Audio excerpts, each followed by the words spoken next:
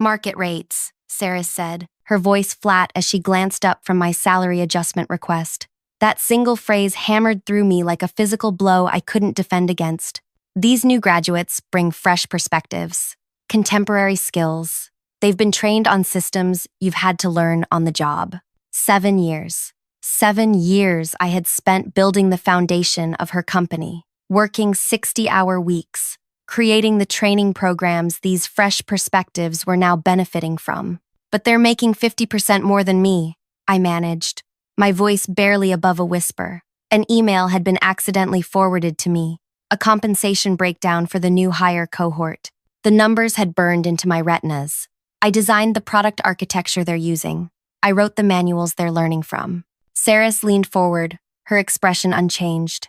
Amira, the market has shifted. Your compensation reflects when you were hired, not current conditions.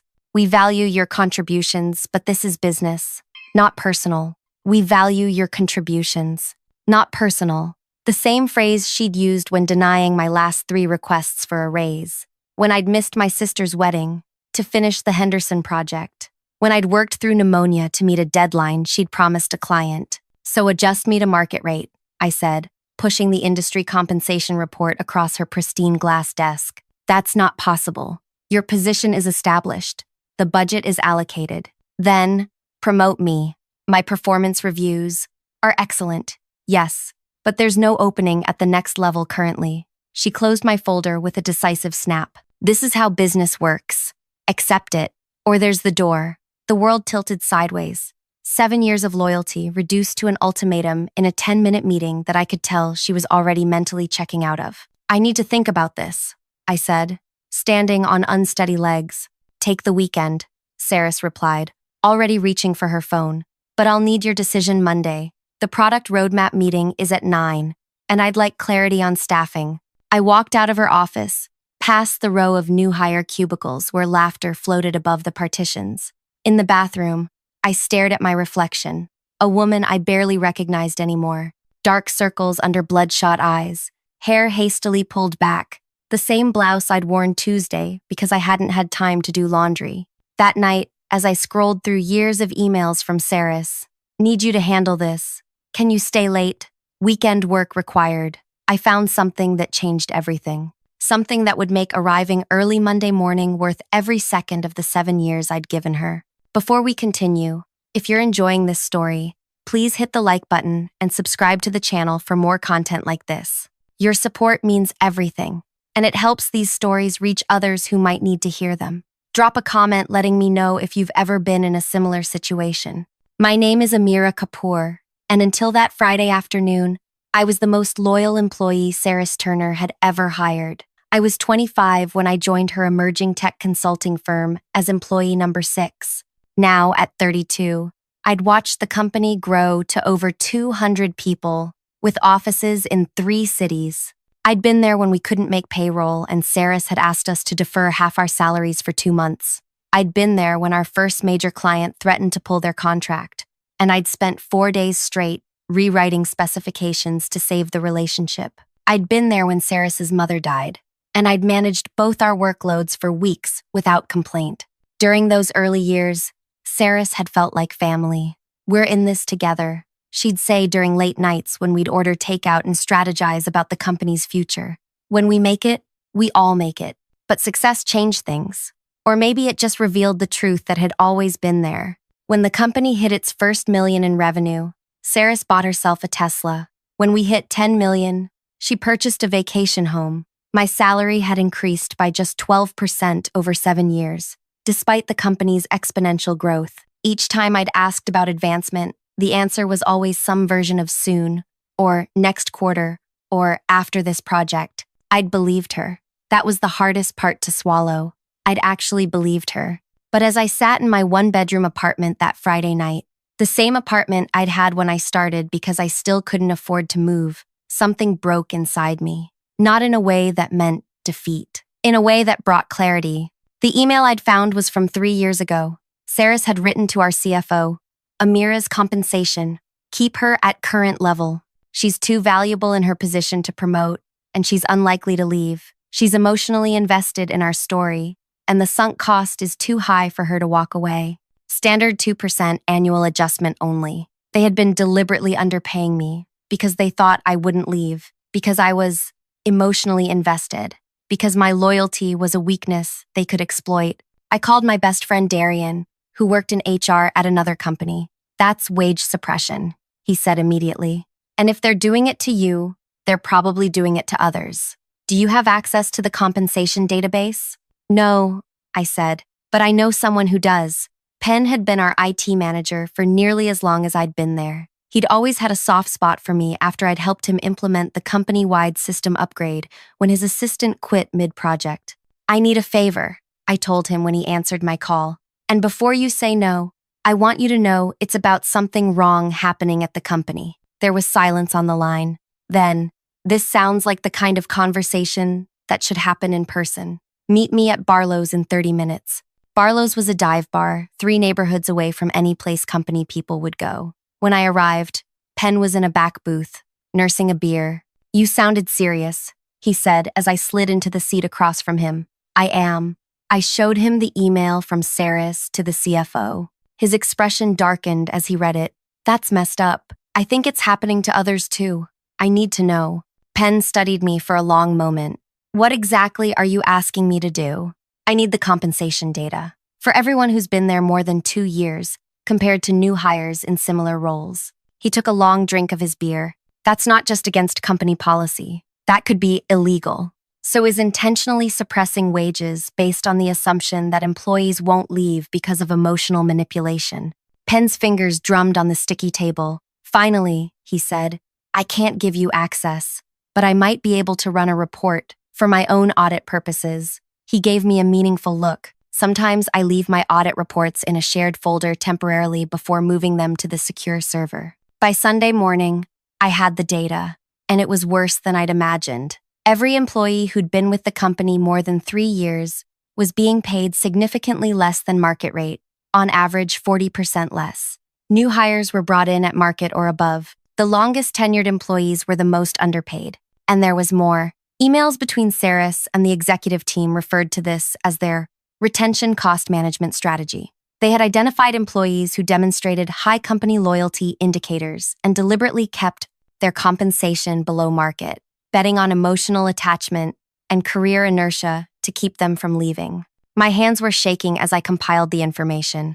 This wasn't just about me anymore. This was about dozens of people being systematically exploited. I had a decision to make. I could walk away, find another job at market rate, and leave Saris and her company behind. Or I could do something that would change everything. I chose the latter. Monday morning arrived with a clarity I hadn't felt in years. I woke at 4:30 a.m., dressed with purpose, and drove to the office while the world was still dark. The security guard, Vicente, raised an eyebrow as I swiped my badge at 5:15 a.m. Early bird today, Amira? He asked. Big presentation, I replied with a smile that felt completely new on my face.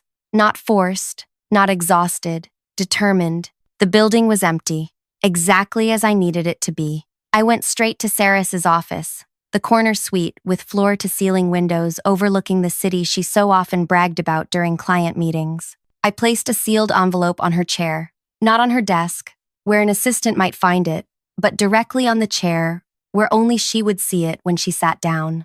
Inside was a single page with 3 things: my resignation effective immediately, a copy of her email about keeping me underpaid, and a USB drive containing the compensation analysis. But I wasn't done.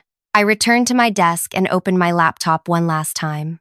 The email I'd drafted the night before was addressed to every employee who'd been with the company more than 2 years, 47 people in total. The subject line read, Why you're being underpaid, the truth about our compensation strategy.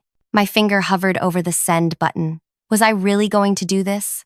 Burn every bridge? Expose the company I'd helped build from the ground up? Then I remembered Saris's words. Accept it, or there's the door. I pressed send. After that, I walked through the office one last time. I touched the wall of the conference room where I'd presented my first client proposal. I passed the break room where we'd celebrated our first major contract with cheap champagne and pizza. So many memories. So much of myself left in these walls. By 6:30 a.m., I was back in my car, watching as the early arrivals began trickling into the parking lot. At precisely 7 a.m., I knew Saris would be walking into her office. She was religiously punctual. 5 minutes later, my phone rang with her name on the screen. I declined the call. It rang again immediately. Declined. A text message. What the hell is this? Call me now. I didn't respond. At 7:15, the first reply to my mass email arrived in my personal inbox. From Elena in marketing, who'd been there almost as long as I had. Is this for real? Followed by shocked emoji faces. By 7:30, my phone was lighting up with messages from colleagues. Some confused, some angry, many thankful. Devi from Product wrote, I suspected something was off when I found out the new guy on my team was making 30K more than me. Thank you for this. At 8 a.m., Saris called again. This time, I answered, You have 60 seconds to explain yourself before I sue you for corporate espionage, she hissed, her voice trembling with rage. Actually, I have evidence of illegal wage suppression practices that I'd be happy to share with the Department of Labor, I replied calmly. Or we could discuss a better solution. What solution? Her voice was suddenly wary. Meet me at the Cardinal at 9:30. Come alone. The Cardinal was a coffee shop equidistant between the office and my apartment. Neutral territory. When I arrived at 9:25, I chose a table in the back corner, with a view of the door. Saris walked in at 9:32, her expression thunderous as she scanned the room and spotted me. You've lost your mind, she said, sliding into the chair across from me. Do you have any idea what you've done? The chaos you've created? I've simply shared information that people had a right to know, I replied. Information about how you've been systematically exploiting their loyalty. That information was confidential. Her knuckles whitened around her purse strap. You had no right. Like you had no right to deliberately suppress wages while telling people you valued them, while building a company culture around family and togetherness. That was really just a trap to keep people working for less than they deserved. Her jaw tightened. It's standard business practice to manage compensation costs. You're naive if you think otherwise. Lying to people isn't standard practice. Targeting the most loyal employees for exploitation isn't standard practice. I leaned forward. And now everyone knows. What do you want? Money? Is that it? Some kind of blackmail payment? I laughed softly. If I wanted money, I would have quietly threatened you with this information, taken a settlement, and disappeared. But this isn't about money. Then what? Justice. Change. I pulled out a folder and placed it between us. Inside is a comprehensive compensation adjustment plan that brings every employee up to market rate, with back pay for the most egregious cases. There's also a transparency policy for future compensation decisions. Saris stared at the folder like it might bite her. You expect me to bankrupt the company over this? I've run the numbers. The company can afford it with the recent funding round. It would reduce executive bonuses for 2 quarters. Nothing more. I pushed the folder closer to her. Implement this plan by the end of the week, and I delete all copies of the data I've collected. I say nothing further. The company survives with some bruised egos and a valuable lesson. And if I refuse, then by this time tomorrow, your investors, clients, and the Department of Labor will all have copies of everything I found. Your choice. Saris's face flushed with anger. You ungrateful little... Careful, I interrupted. Remember which one of us has leverage here. She grabbed the folder and stood up. I need to review this with legal. You have until 5 p.m. tomorrow. After that, my lawyer sends the evidence package I prepared over the weekend. As Saris stormed out, my phone buzzed with a message from Penn. Emergency all hands called for 11 a.m. What did you do? I didn't respond. Instead, I drove home and waited. By noon, messages were flooding in from colleagues at the all-hands meeting. According to Devi, Saris had announced a comprehensive compensation review due to recently identified inconsistencies in their pay structure. She promised adjustments would be made by the end of the week. That evening, I received a formal email from the company's legal team confirming my resignation had been accepted and requesting I sign an NDA in exchange for a separation package equal to 6 months' salary. I declined the offer. The next morning, 3 more employees resigned. By the end of the week, the number had grown to 12, all long-term underpaid staff who'd found better opportunities elsewhere now that they knew their true market value. 1 month later, I was having lunch with Elena, who'd recently left for a director position at another company with a 70% salary increase. "Did you hear?" she asked, eyes wide with gossip. The board forced Saris to step down. The exodus continued after we left, almost 20 people in total. They lost the Hendricks contract because the entire team that serviced it quit. I sipped my water. I hadn't heard. And that's not all. Elena leaned closer. The remaining employees formed a committee and demanded the company bring in a compensation consultant to create an entirely new, transparent pay structure. The board agreed to all of it. "Good for them," I said. Rumor is Saris tried to blame it all on the CFO, but then someone leaked emails proving she was the architect of the whole strategy. Elena gave me a knowing look. "Any idea who might have done that?" I shrugged innocently. "No idea. The truth was, I hadn't needed to leak anything further. The initial revelation had been enough to start an unstoppable cascade. Once people know they're being taken advantage of, they don't just get angry, they get motivated." Meanwhile, I'd received 4 job offers within 2 weeks of leaving, all at proper market rates. I'd accepted the most interesting one, a position that actually recognized my experience and compensated me accordingly. But the real victory came 6 weeks after my resignation. I received an email from the company's new interim CEO, their former COO, Nathan, asking if I would consider returning as head of product strategy with a compensation package nearly double what I'd been making. "We've implemented all the changes you proposed," the email read, "and we're committed to building a truly fair and transparent organization. Your insights were painful but necessary medicine. We'd like you to help us rebuild the right way." I considered the offer seriously. Part of me wanted to return triumphantly, to see the changes I'd forced into existence, but another part knew that some bridges, once burned, should stay burned. I drafted a polite decline, recommending they promote Teresa from within, a brilliant strategist who'd been overlooked for years and who, according to my sources, had been a key leader in the employee committee demanding change. That evening, I sat on my balcony watching the sunset, feeling a strange mixture of vindication and sadness. I'd loved that company once, had poured my heart and soul into it. The betrayal still stung, but less sharply now. My phone lit up with a text from Penn. "You left something major out of your resignation letter." "What's that?" I replied.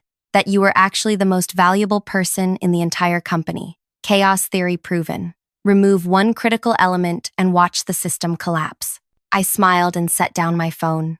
The revenge had never been about destroying the company. It had been about forcing change that would have never happened otherwise. About refusing to accept being undervalued and exploited.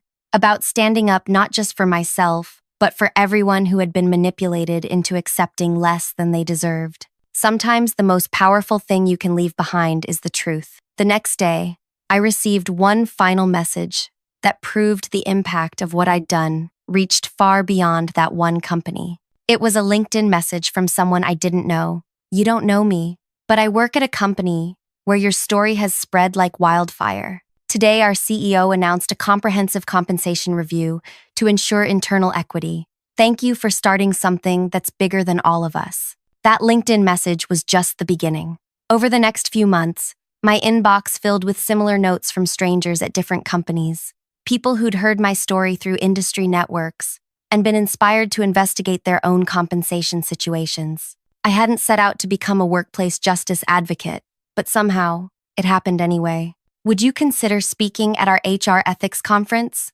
Read one email from a professional association. "Your experience highlights systemic issues many organizations need to address." At first, I declined these invitations. I was focused on excelling at my new job, one that actually valued my contributions with both recognition and appropriate compensation. But the requests kept coming, and gradually I began to see that my experience wasn't unique. It was part of a larger pattern across the entire corporate landscape. 6 months after leaving Saris's company, I accepted my first speaking invitation at a Women in Tech event. Standing at the podium, looking out at the sea of faces, I felt an unexpected swirl of emotions. "I'm not here to tell you to burn down your careers," I began.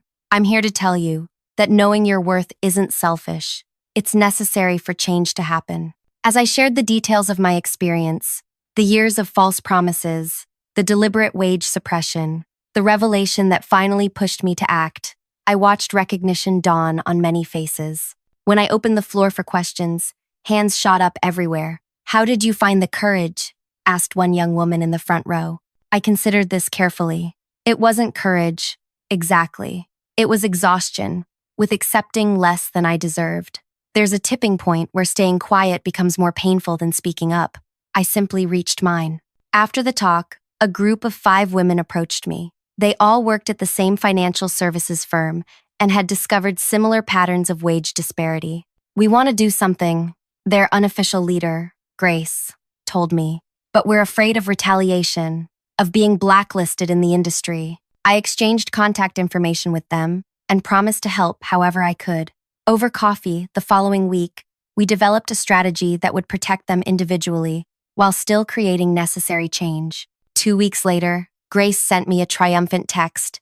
It worked. Management announced a company-wide compensation review and immediate adjustments for internal equity reasons. They're terrified someone will go public. Word continued to spread. I created a private online forum where people could share their experiences and strategies for addressing wage inequality. Within 3 months, it had over 2,000 members. I was careful to never advocate anything illegal, instead focusing on education, transparency, and collective action.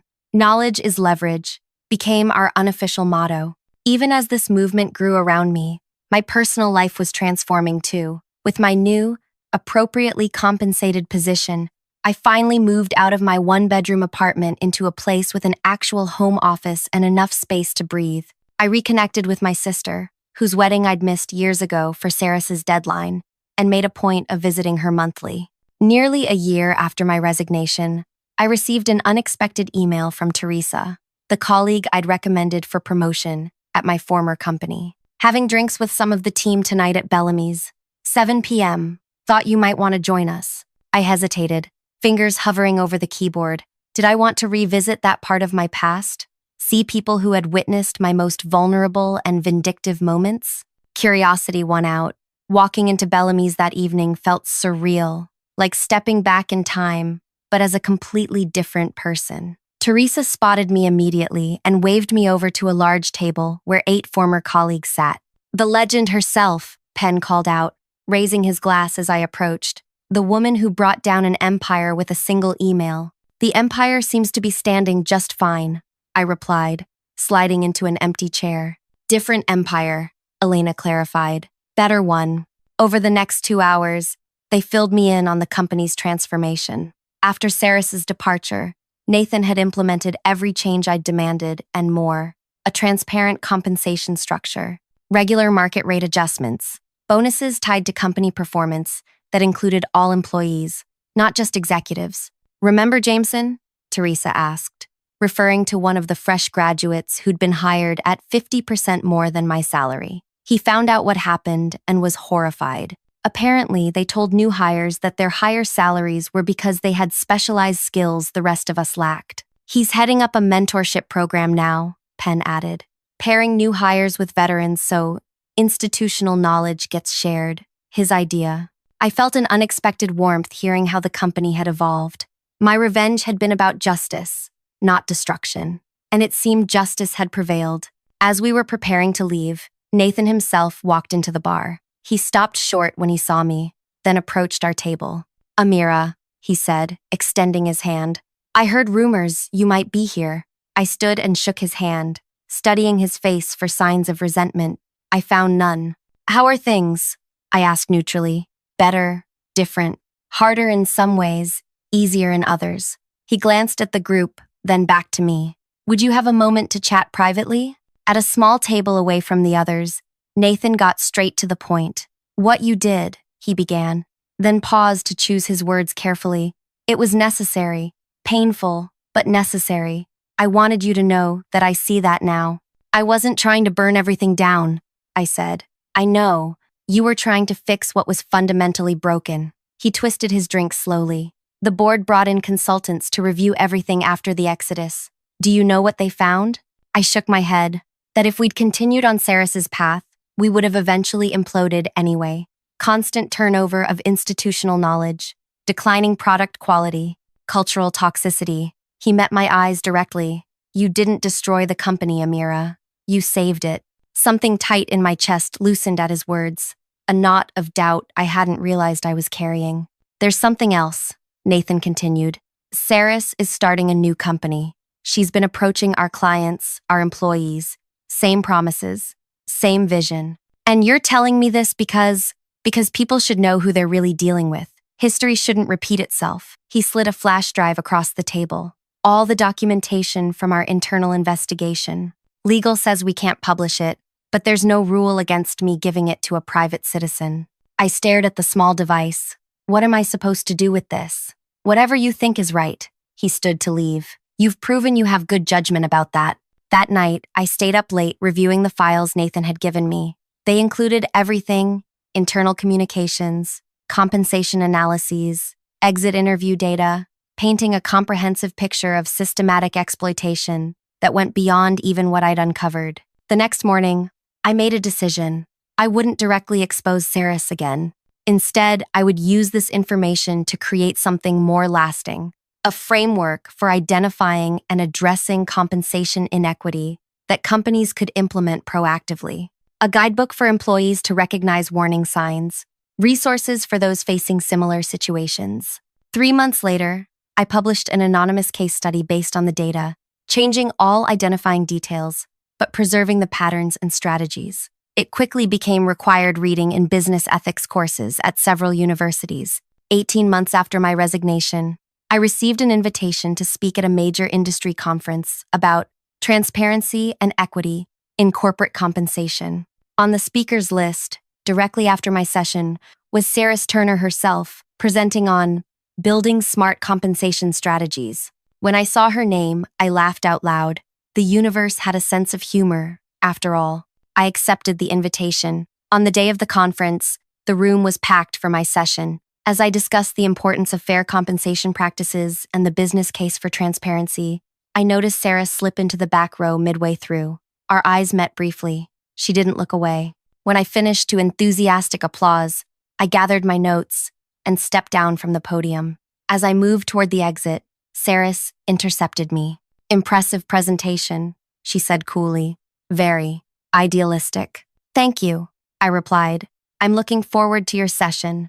I assume you'll be covering how undervaluing experienced employees leads to company implosion? Her expression hardened. You have no idea the damage you caused. Actually, I do. The question is whether you've learned anything from it.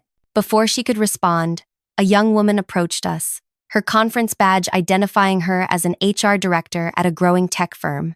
Ms. Kapoor, your talk was incredible. Would you consider coming to speak to our leadership team? We're revamping our compensation structure and could really use your insights. I smiled. I'd be happy to. Here's my card.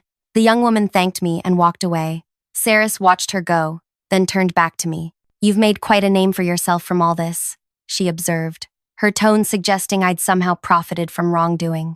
That wasn't the goal, I replied honestly. The goal was change. It still is. For a moment, I thought I glimpsed something like regret in her eyes, quickly masked by her usual composure. Well, she said briskly, I should prepare for my session. As she walked away, I felt the final weight lift from my shoulders. I no longer needed her approval, her recognition, or even her remorse. My worth wasn't defined by her assessment or anyone else's. 2 years after placing that envelope on Saris's chair, I published a book about workplace equity that became a bestseller. I started consulting with companies committed to building fair compensation structures. And most surprisingly, I found myself mentoring young professionals on how to advocate for themselves from the beginning of their careers, rather than after years of exploitation. The greatest revenge wasn't bringing Saris down or exposing the company's practices. It was creating lasting change that would prevent others from experiencing what I had endured. That envelope I left on her chair didn't just change my life, it started a ripple effect that continues to expand. And in the end, that's worth far more than the salary I was denied for all those years. Thank you for staying with me through this entire story. If you found value in hearing about my journey, please hit that like button and subscribe to the channel. Your support helps these important conversations reach more people who might be experiencing similar situations. Share your thoughts in the comments below. Have you ever had to stand up for your worth in the workplace? What happened? Let's keep this conversation going, because change happens one brave action at a time.